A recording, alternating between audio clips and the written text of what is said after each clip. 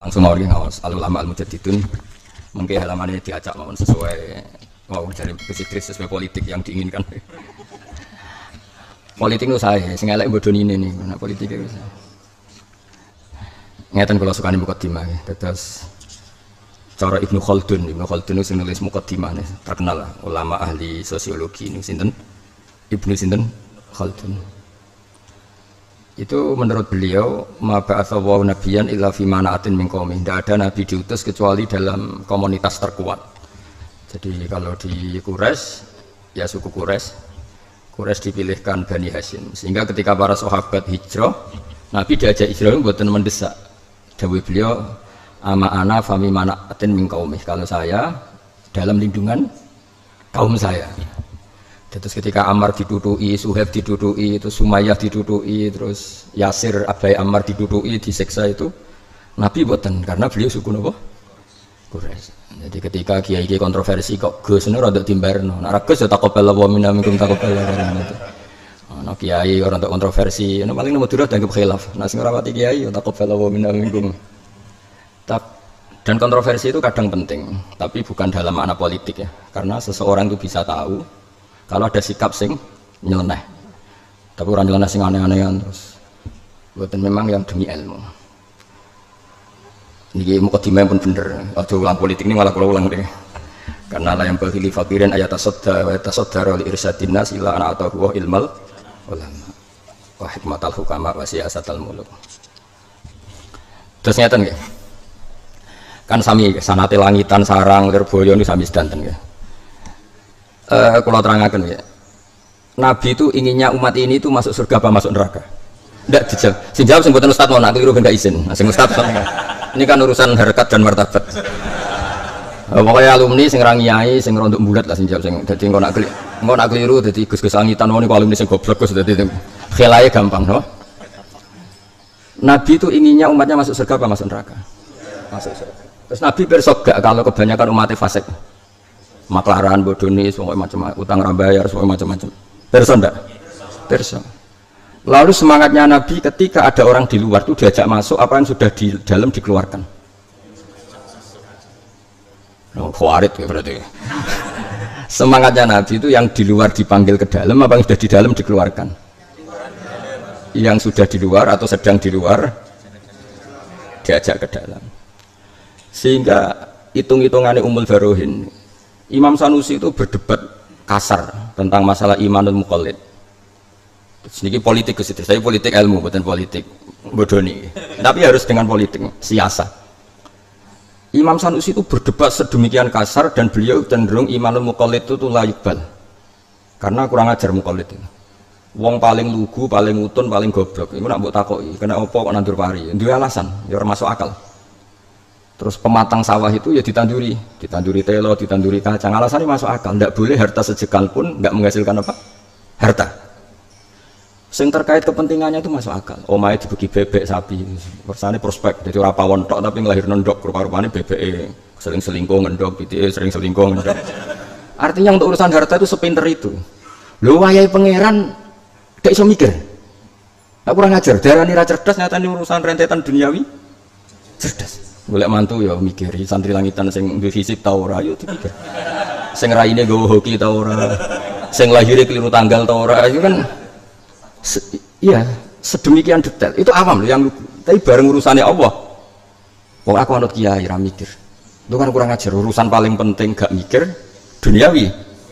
Artinya muqallid yo ono kurang ajar. Sehingga cara kula nggih setuju ra ditampa yo ono kurang ajar. Wong urusan Allah paling penting ra mikir. Sing liyane mikir. Sama ndak bisa mengatakan itu kan wong lugu bes wong bodoh. Bodoh piye nyarate urusan duniawi bener ra karuan. Nah, tapi pada akhirnya Imam Sanusi itu menerima imanul muqallid hanya berdasar hadis.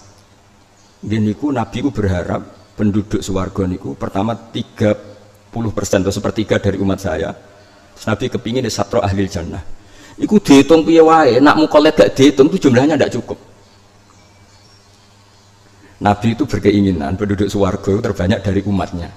Iku gelem ra gelem kudu ngitung sing fasik, sing muqallid. Mergo nak ngitung sing santri langitan paling pinter. Sing ora oleh boyong kiai ini. Niku jumlahnya ya. Kemungkinan ora oleh boyong 2. mulai ra prospek sing kene. Itu kemungkinan berdasar suudzon, no? Tapi ya mungkin, secara teori mungkin. Seneng kampung era prospek, potongan era dia nyali berjuang, isane mau monoton melakukan sesuatu, kurang inovasi, terus usah boyong. Kemungkinan kedua memang pondok membutuhkan, itu berdasar husnudzon. Jadi boleh dua teori. Begini kira-kira mau bodoh santrinya, bodoh jelas ini. Akhirnya Imam Sanusi ikrar, ya sudah imanul muqallid diterima, imanul fusak diterima, imanul fujar diterima, karena untuk menghitung biar jumlah itu terpenuhi sudah tidak pakai logika. Nah itu logika ya. Nah terus kemudian yang dibangun ahli sunnah wal jamaah, bisa ahli sunnah wal jamaah. Nah terus pas saya takil tambah an-nahdiyah, semari ngapal kelompok itu mulai telu ngapal kangelan malah ditambah malah ribet. Gitu. Tapi ya apa-apa tambah an-nahdiyah sesuai terus.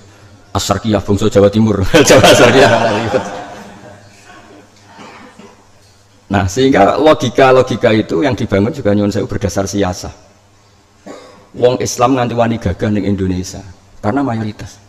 Sampai wong sing duwe pabrik terbesar di Indonesia, bahkan termasuk 5 orang terkaya di dunia atau 10 orang terkaya di dunia, wani gak nyalon presiden Indonesia, gak berani. Karena lho nganti wong Islam dianggap mayoritas ngitung sing gendho-gendho apa sing soleh tok. Nanti begitu menakutkan bagi kelompok yang lain sehingga rawan nyalokno presiden apapun kayanya dia berdasar karena umat Islam mayoritas. Dan itu ngitung Ustadz Langitan tok semuanya dihitung. Jadi wong kudu di politik ora oleh ra dihitung-hitungan politik. Tapi politik agama napa? Jadi ini penting ya, terus orang tuh biar ngerti. Nah, ternyata di balik hitung-hitungan politik ulama tadi wasiasatul ulama. Saya tuh punya kitabnya Sabul Qadir itu banyak sekali. Nah, sampai nang duwe ini Lujainudani karena itu ngerjekani lah. Nah, kalau kiai tenan, jadi dua kitab Sabul Qadir mulai Al-Ghunyah, mulai Futuhat, mulai macam-macam. Saya mujma' alaih nusibah ilaihi, jadi bukan yang aneh-aneh, yang memang secara akademik nusibah ilaihi. Sampai saya saking senengnya ilmu itu misalnya Ghunyah. Itu saya punya sudah lama, tak sinauni khatam.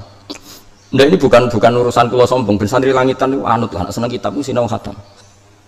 Mojo munamuni seneng Bafakir, apal kitabnya Bafakir gak jelas. Itu seneng kiai ini itu tenanan. Kalau kitab-kitabnya Mbah Mun setengah apal, ya ben raisen aja jadi muridnya terus. Karena banyak alumni yang ketika dikon zakati kangkung, zakati melon itu protes. Mereka rasa sinau kitab kiai ini. Terus darani kangkung, melon itu jadi zakat zuhur. Itu rontok bedui itu. Karena sekarang itu ono fikih aneh Gus Idris. Fikih anehnya itu begini.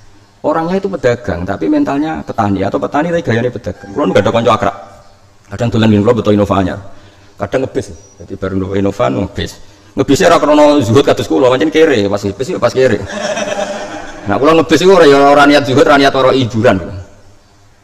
Ini gue bawa tenang pas ngebis pas kere, pas inova pas suge. Dia itu pedagang melon, pedagang betul pedagang melon.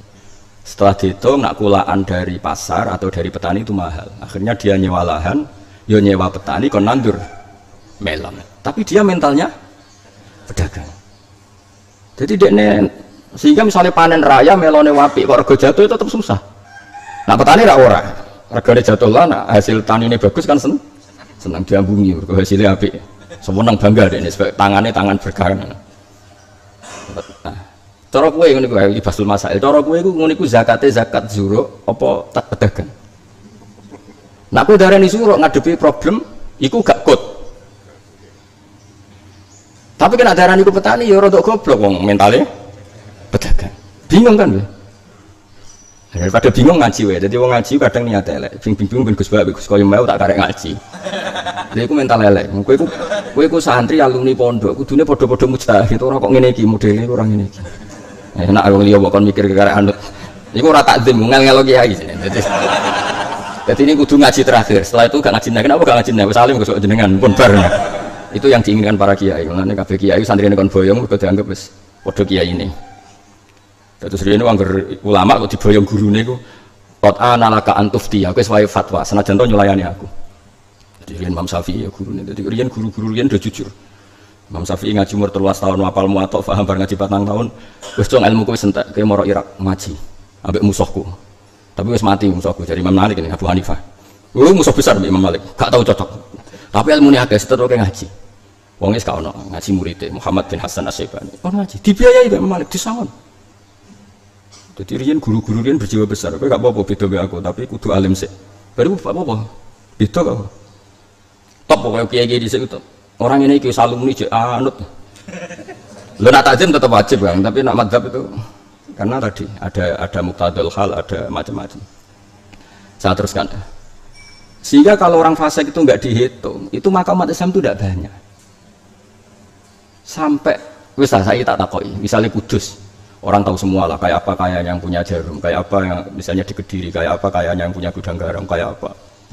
Kepikiran nyalon bupati saja enggak. Karena tahu dengan jumlah mayoritas orang itu apa? Muslim, pasti tidak akan memilih yang selain. Ini bukan urusan sara atau urusan apa, tapi urusan memang politik itu yang menang yang mayoritas. Bukan kita, bukan masalah urusan sara. Tapi pertanyaannya, mayoritas itu ngitung siapa coba? Ngitung sing soleh tok, sing semoco wahab tok, apa semuanya dihitung? Ngitung sing sholat tok termasuk sing lam yusolli walam yasum. Nah itu berdasar logika. Kemudian ternyata secara riwayat ma'akuli amirin baron kana au fajirun. Bacanya bukan birun tapi baron. Memang bahasa Arab itu agak aneh. Kalau maknanya bagus di masdar itu birun, yang di waliane baron itu daratan. Tapi kalau di isim fa'il apa? Baron maknanya. Jadi bacanya bukan birun tapi tetap apa? Baron. Karena sudah dihitung sama Nabi. Jadi kamu harus menjaga agama ini. Jihad itu pokoknya menjaga, tidak harus perang. Karena jihad dari kata jahad jadu jihad dan wajuh dan wajah dan itu sama-sama. Wah nak masalah lugat sementara anut kulo sampai narimi kayak kulo. Karena kulo belajar kamus itu nganti mati-matian tenan. Jadi kulo belajar kamus, belajar sarah. Kadang ning kamus mau jahdan tok ning sarah jahdan juhdan. Nanti kalau bagi Jawa ya bingung. Kadang khiyarukum fil jahiliyah, khiyarukum idza faquhu. Ono semua faqihu, ono semua faqih. Karek gelar-gelaran muridé. Delok teng kamus itu al-afsah faquha. Tapi wong maca faquhu ora enak. Akhire diwaca faqahu. Tak takoki iki kok faqahu, Bah? Luwih gampang ya. Ana sing maca faqihu, kok iso spekulasi.